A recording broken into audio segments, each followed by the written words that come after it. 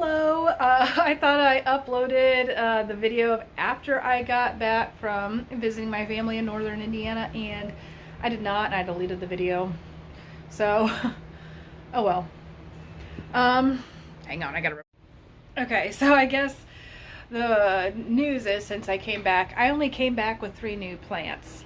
Only three, and I did split them. I'll have to show you them. Let me see if I can find them.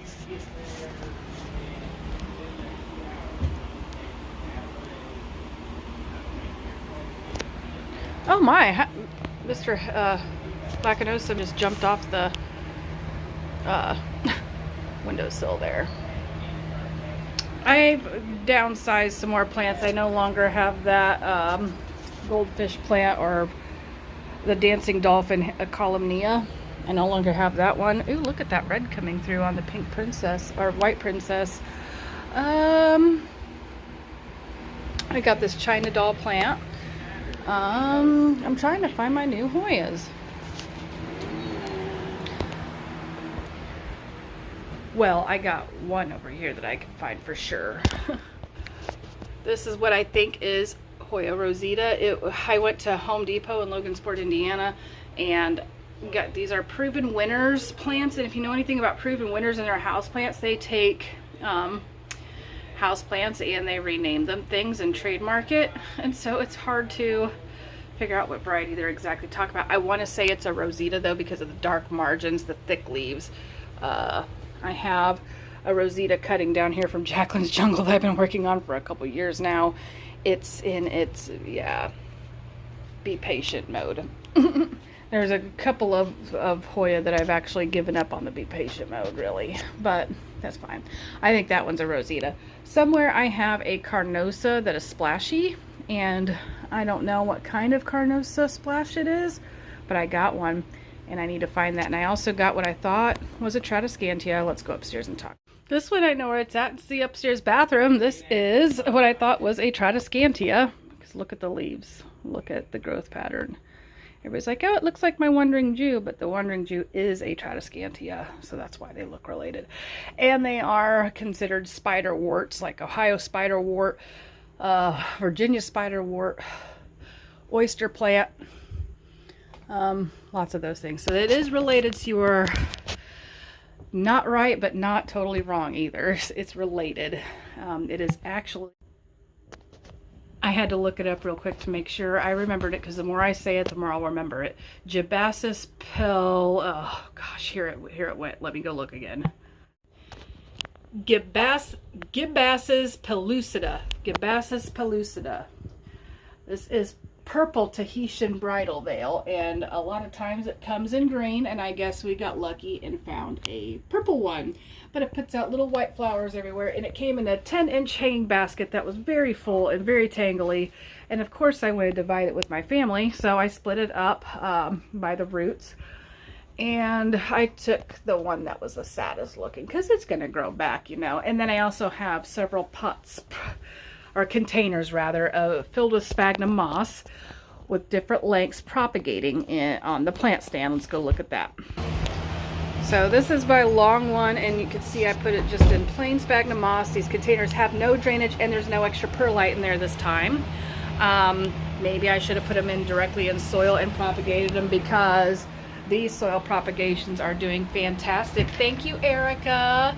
Look, so these are, it probably needs watered again.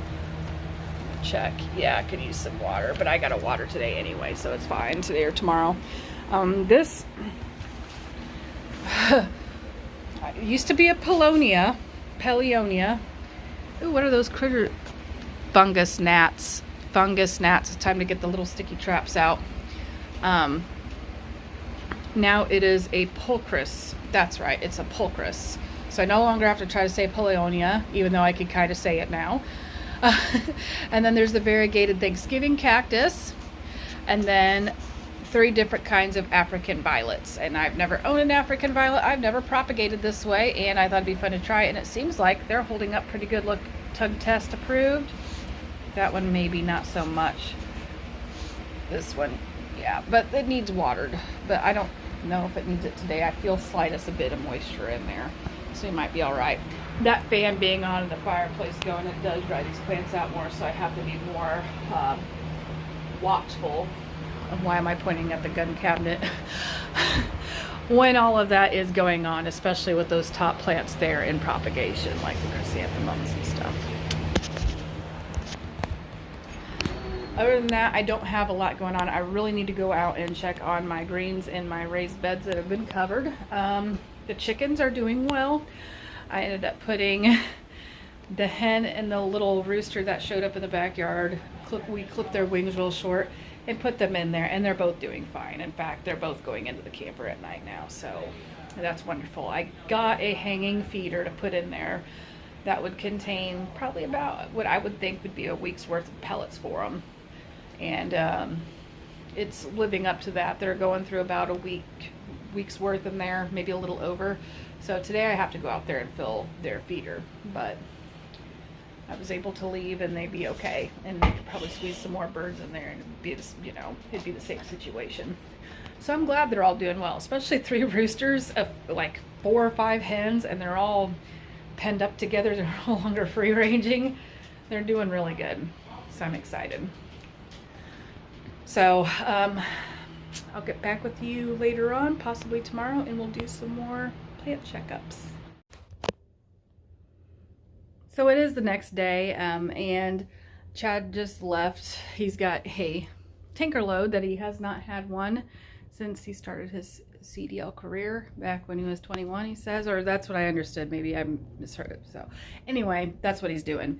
And today I wanted to do some more winter sowing. I have a milk jug, and then I have a couple of these ocean spray bottles. I've been loving the cranberry juice lately, and I've been liking the mixes. This one's cranberry mango. I'm just finished a bottle of the cranberry watermelon. Actually, that combination is really good, so try that one too. Anyway, so I got some of those to utilize for winter sowing. And you know, after all these years, I finally joined the winter sowing Facebook group, and they actually have some really good ideas I never thought of, and so I'm glad I joined. One of their ideas that I really liked was using clear storage totes. They'll drill the rain holes up at the top and then the drainage holes at the bottom, and then they have they don't use self packs, and they explain why. I can't remember exactly their reason because I only read it the one time. And they use like 4-inch pots or bigger, and you know, sprinkle their seeds that way. And from what I was reading about how they do their seeds, how they plant them in there, is very similar to what I said too. My opinions after all these years of doing it is don't sow them too deep. Sow them closer together, you know, especially if they're smaller seeds. If they're bigger seeds, you know, you could space them apart a little bit more. But the packet directions on the back of the packet are for like direct sowing. Like if you're going to plant it there and keep it there for the long haul. So really, you know, you just got to play it by the root system, play it by the plant, split them up, divide them, and up pot them. So that's what I have found to work best. Anyway, so I'm going to do that. I've caught up with plant chores again for a while. I'm really upset about my Hoya elephant. I overwatered it and it declined real quick. Oh, there's that splashy Hoya. Why did I miss this? That I brought home. And my Villatinoides, it doesn't look good, but I'm betting that is really dry. I'm probably just going to give up on that one. I don't think there's any hope for it. If I chop it down to wet sticks, it could take a really, really, really long time, and I may not have the patience for it when I could just get a new cutting. So this is the splashy Carnosa that I got. Look how pretty it is. And this was the splashiest one that I could find. And I'm sure this pot's way too big, but I'm going to see how it tolerates it before I pot it, because right now it seems to be, you know, happy. Until I kill it. But hopefully I don't kill this one. I have luck with the Carnosa types, it seems. Carnosas like me. And I like the Carnosas. But let me show you this right behind. Look at it. My gosh. So, if that one doesn't make it, I am definitely replacing Hoya elephant, and along with the Philodendron Patriciae. here within the next few months. I will do that. But I am leisurely also cleaning the house and enjoying my day off. I do plan on shampooing the upstairs. I have a guest coming, and dogs have made some accidents upstairs that I just need to take the carpet shampooer to touch up. Down here I'm not so worried about because we're running the fire and I make some big ash messes, no pun intended.